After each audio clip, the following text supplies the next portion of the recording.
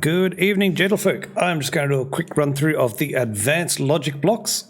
Hopefully this will give you at least the basics to you work out the more advanced commands, which even I'm a bit foggy on. I've only just recently worked out how to use these base ones correctly. I have set up a basic automatic asteroid catchers with some allowing only the carbon through to a 6 carbon generator setup. And the goal with these blocks is to allow the sufficient carbon through to run the generators, but not to flood the inventories with excess stock, so the rest could be used for production, making rods and whatever you need. First thing you want is an inventory sensor. And we'll want to throw down one for each of these generators. Then we want to press E and pick device. We wish to look around until you can then click on the device you're interested in. It doesn't have to be a manufacturer. It could be any sort of storage, anything that holds an item. Just do that for each of these.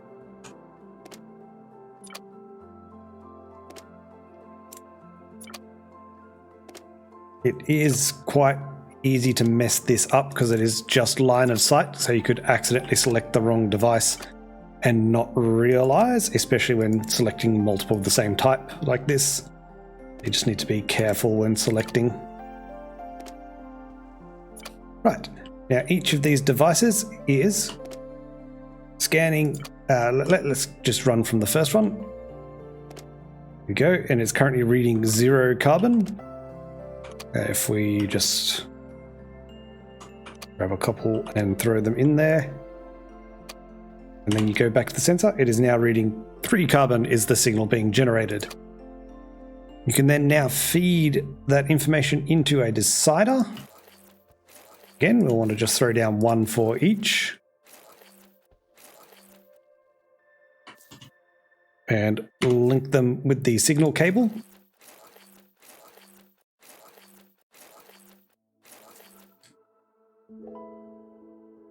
And then we will want to go back to one of the basic ones, in this case a pusher.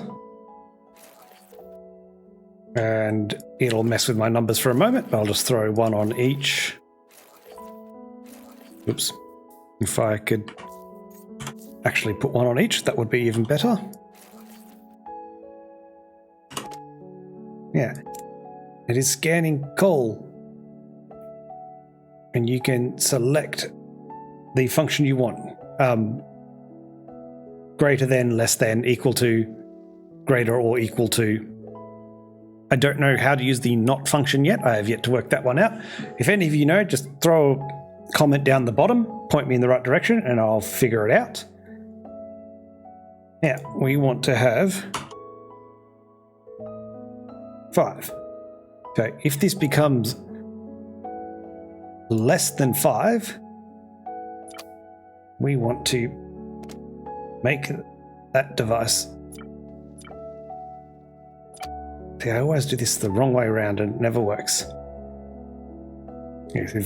Yeah, greater than 5, we want it to turn off. Yeah, and because there is currently 61 in here, it's shutting off that pusher. Whereas if we yoink that back out, now it turns the pusher back on until it exceeds and then shuts it off again. So we want to do the same for these others.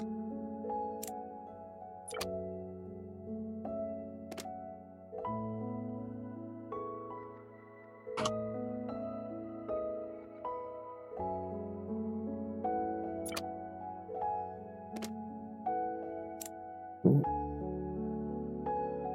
5, and pick the device.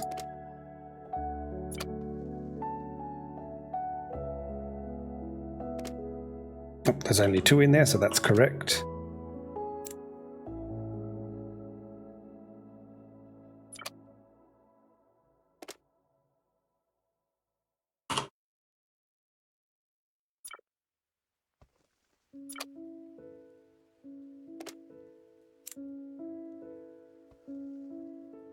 It is a little bit of a slow process doing this, but once it's set up, you shouldn't have to touch it again. Same with all the automation stuff in this game. Once you've got it right, you can leave it alone.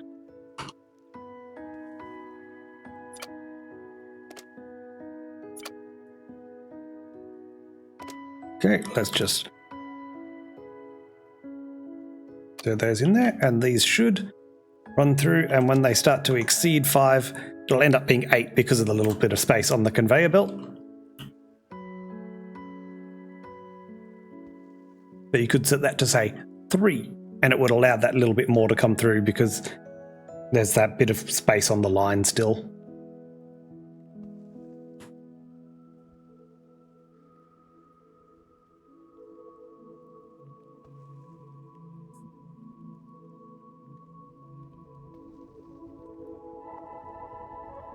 Lovely. Now they should all be operational and stop accepting carbon. And now say if one of them, these should start falling below shortly anyway.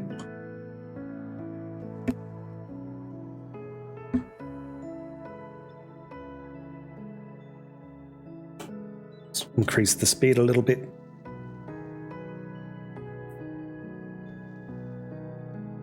And as they burn through the coal, the pushers should turn back on, filling up their supply again.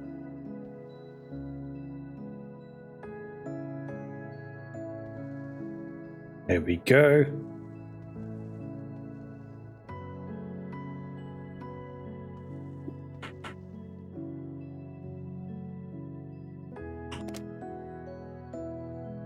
They do burn for quite a while, so let's just, to demonstrate a point, there we go. If it falls below, pushers will turn back on.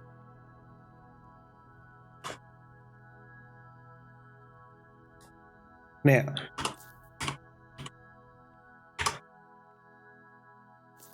these signal boosters and receivers can be used to transmit that information across to other platforms. What you do is pick the device, whereas a signal receiver, such as that one there. However, just to prove a point, they do have a very long casting range. They do not, unfortunately, hit all the way down there. It might, if I could get the perfect alignment, but it'll be a pixel. So let's just stick with this one here for the moment, allowing you to send conditional signals across two separate islands, ships, stations, or just to cover across your whole platform, because depending on how big your base is and the things you're trying to talk to, line of sight might be a problem. Now, another thing you can do is your inventory sensors and the arithmetic blocks. Now, let's just we've got 6. So we're scanning the coal on this last one here. Currently picking up 5. Now you can throw down one of these arithmetic blocks, which do have an input and output side, unlike all the other logic blocks. You just need to make sure you have it the right way around. Green is in. Now we can take that number and do something to it. What I'm going to do is multiply by 6. So it's outputting 30, because just to assume they're all holding 6 currently. And then we can throw another sensor here. And you can also be scanning for coal just for this purpose, and we'll point you at that storage crate. So you're currently reading 72.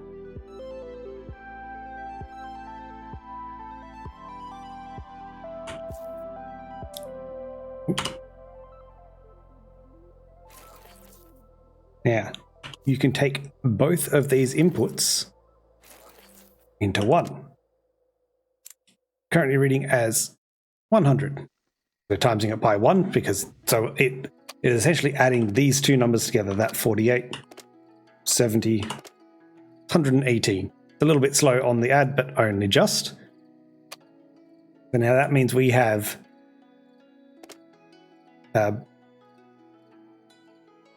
it's counting the number in each of these and assuming they're all equal. So you don't have to have as an individual sensor for each, adding them all together in the same sort of process. You could if you wanted to, but that's a little bit quicker. And then we're adding what is also currently in that storage crate over there into this number here. We can then feed this number into this signal generator, reading at 119. And then we can send that signal across to our other island over there.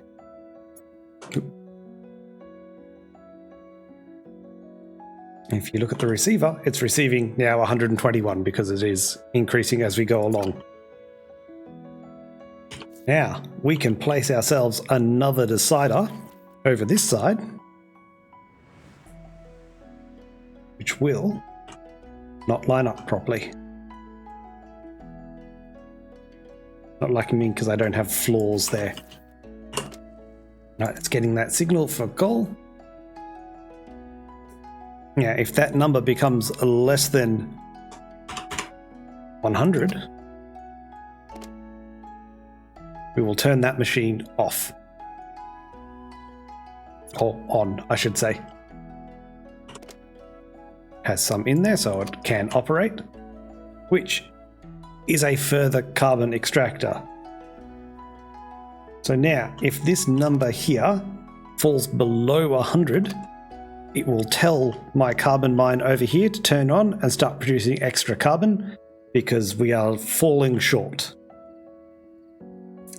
So the easiest way to test that is to change a variable. Let's just take all of those out of here. Go.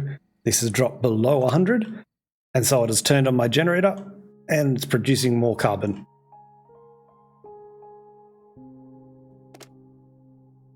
Yeah. As more carbon comes down the line and into the storage from the mine and from the catches, that number will increase again. We can get... And once this hits 100, it should automatically shut down over the other side.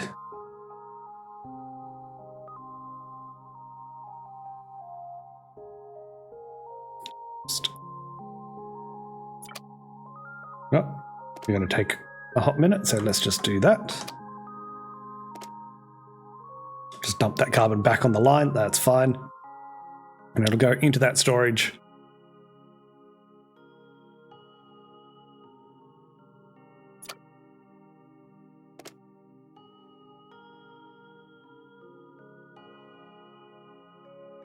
$70.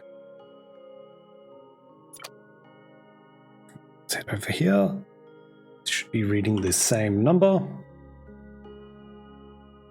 Well, this will be reading the same number. It's currently 81.